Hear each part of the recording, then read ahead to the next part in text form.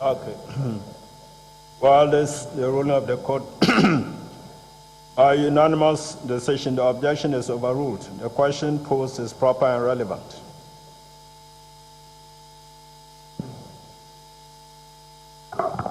We are most grateful. Hello, see, when I said at the beginning, I'm talking about the beginning of my evidence in chief that I was leading. If you look at my presentation, at the beginning of that presentation, I talk about the problems that we had with reports after the election of irregularities, violations, and malpractices from all over the country, which then resulted in a committee being set up, which I headed, to look into these. So it is very important that we get that clear. That nonetheless, I think the statement that you attribute to Ajako, I have not heard him make that. Even if he made that statement, it is going to be irrelevant. We are looking at the primary record of the conduct of this election. I have ruled that the statement is relevant, so you cannot, you can't overrule our ruling. So,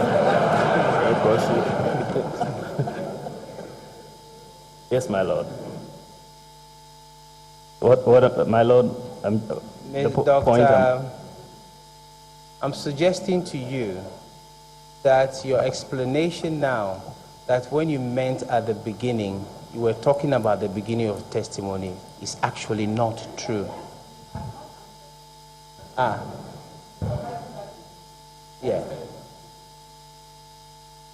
I think he was trying to evade it by saying that that was not what he intended when he said at the beginning. He said, which one? That's where we are. Yes. These statements were made by your...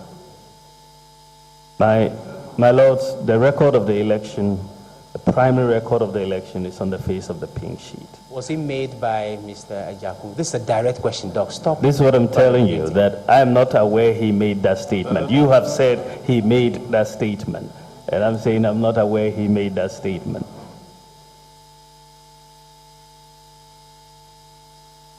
And I'm suggesting to you that when you said earlier that when you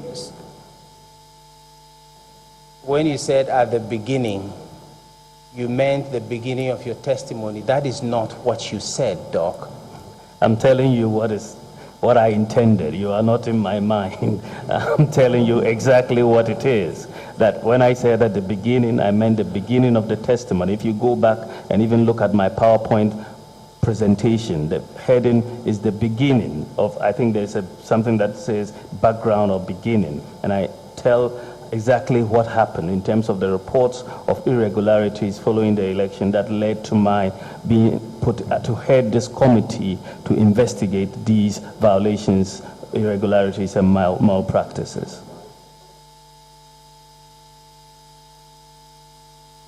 Now, the persons who made those reports to you, you had trained them on complaint reports to the EC, did you not, as part of their training as polling agents? Well, I'm not sure about training for complaint reports. We told them to go and do the best they could at the polling stations. They signed the polling station forms, where some of them did, and whatever they witnessed was a witnessing of what actually occurred at the polling station. Doc, did you send them to be just passengers in the process of monitoring election on behalf of the first petitioner? Oh, no, they were polling agents. And as I said, a polling agent, there are certain irregularities, like even a duplicate serial number or a duplicate polling station code, that a polling agent will not be able to observe. It's only when we put everything together after the election that we will be able to observe some of these things. As I said to you yesterday, if your watchman allows someone to steal, or you're able to steal from somebody's farm, even though there is a watchman, you don't blame the watchman. You blame the one who did the stealing. No. Please. Let's take two. It's important for the records because then we have to go through all these things. I think you've understood the court process well now after 2-3 days. So let's distinguish between the procedure advised presidential debate and then court procedure. It's a very different place. So let's do it as this place demands. Okay, yes. Now, your polling stations were also trained by, polling station agents were also trained by the Electoral Commissioner, you know that? Yes. And if you didn't tell them, at least the Electoral Commissioner must have taught them what they were supposed to be doing at the polling stations. I'm not privy to the training that the Electoral Commissioner provided to our agents. Now, I'm suggesting to you, Doc, that one of the primary duties of the polling agent is to look and identify those who come to the polling station to vote against polling data. You are aware of that? Oh, yes. And I'm asking you, did your agents do that? Well, that I cannot tell you. I'm sure that at the end of the day, they signed the record to reflect what exactly happened at the polling station. I can quite remember you put... My Lord, I think that was in relation to a specific issue, which was about the 20 polling stations.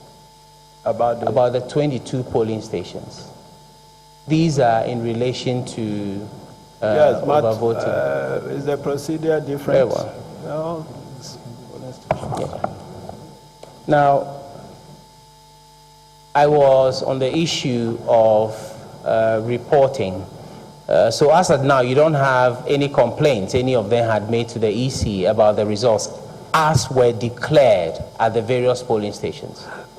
My Lord, the EC would announce the results even if our polling agents refuse to sign the election. They've said so. When we went to complain, the chairman told us to go to court. And this is why we are here, to bring concrete evidence before the court to make a decision on the violations, irregularities, and malpractices. Yes, I'll come to that complaint. But what I'm saying is that assuming that EC said they would declare the results anyway, if what you're saying is true, part of the process is that you would raise an objection in writing to those results. Is that not correct? If you ever wanted. Again, it's speculation, assuming. We are not here to assume. Ask direct questions so the witness can answer. That assumption is if what he said is correct. That's all. I'm not saying what he says is correct. I'm not accepting what he's saying as correct. Now, there is a process for complaining against a result that the polling agent disagrees with. Is that not correct? There is a process, yes. I'm suggesting to you that in none of the polling stations in which you allege either, well, not either, any of the following: overvoting, biometric, whatever irregularity you're talking about, none of the polling stations lodged any formal complaint or oral complaint against the declared results as sorted, counted. They witnessed the declared results. We have looked at the pink sheets and we have found the violations. Doc, I mean, you're making everything difficult for everybody. Exactly. Did they make complaints? Did they? Exactly. Was there a lodged formal complaint lodged with EC in a prescribed form? You're not aware. Thank you. I'm suggesting to you that every case that you claim is overvoting could only have been attributable to administrative errors. That is wrong, my lord.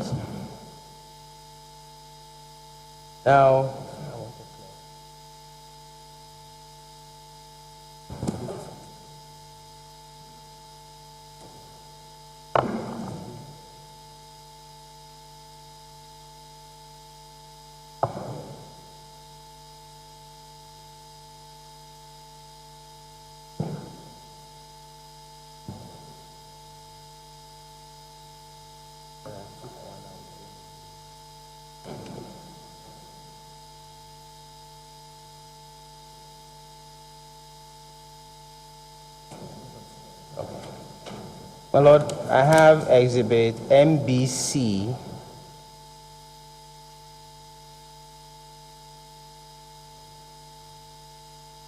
MBC 270, and the polling station name is EP Primary School. EP Primary School. Udidi. W-U-D-I-D-I.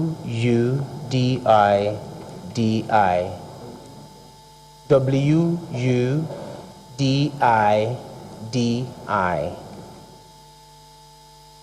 And the polling station code is D161201. D161201.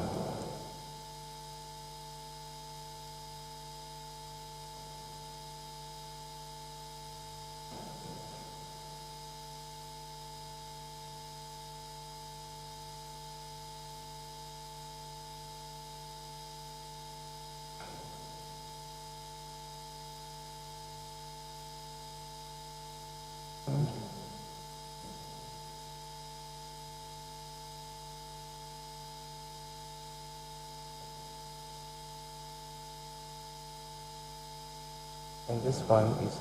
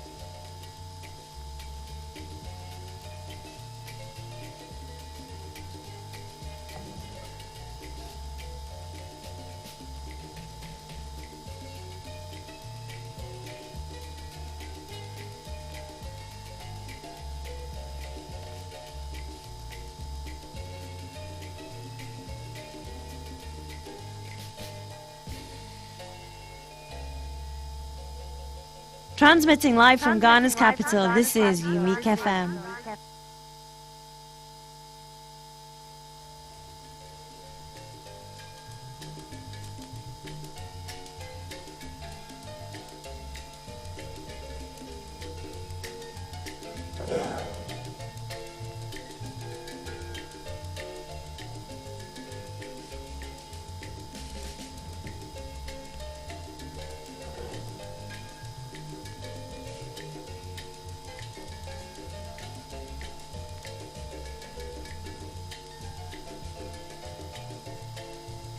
No, Doc, there's no voting on that sheet, is there?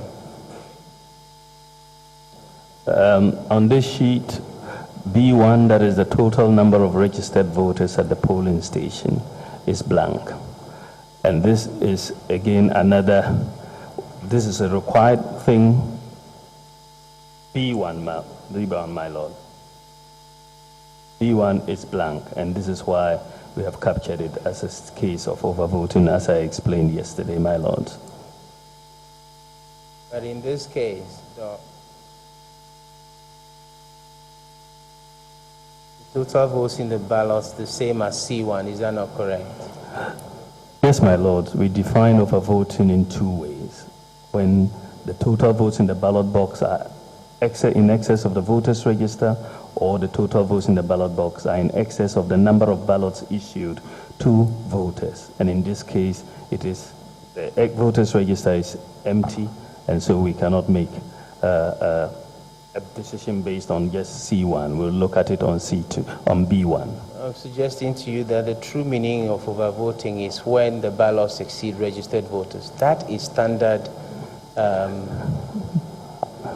rudimentary, fundamental electoral practice. Well, that standard, fundamental, rudimentary electoral practice is not what the chairman of the second respondent said.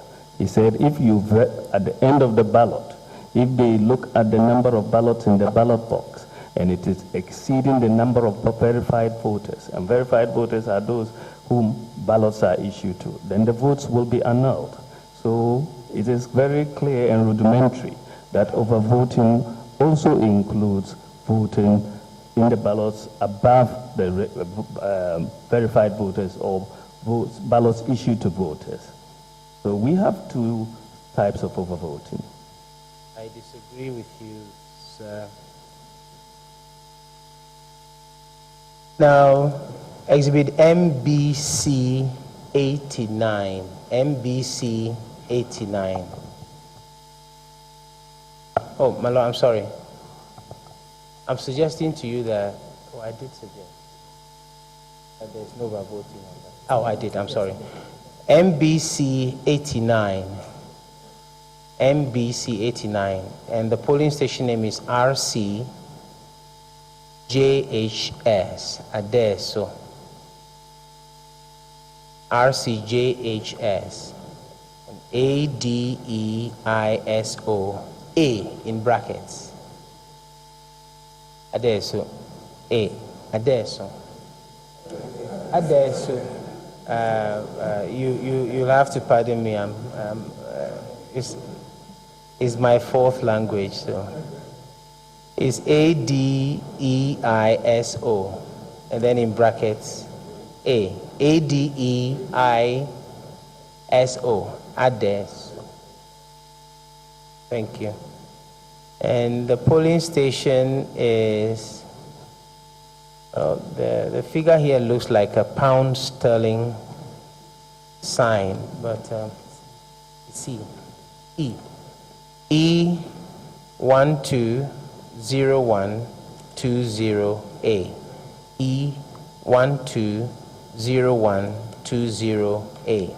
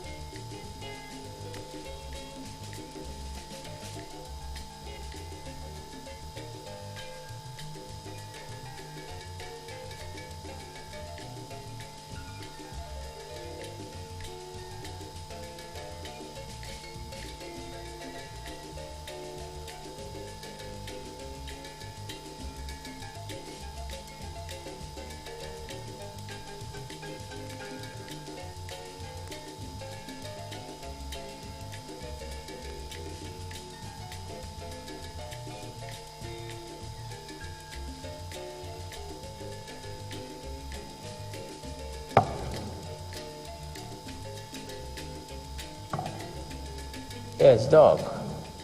On that sheet, you've noticed they haven't even entered the rejected ballots. You can see that. Is that correct? Rejected ballots have not been entered. Yeah.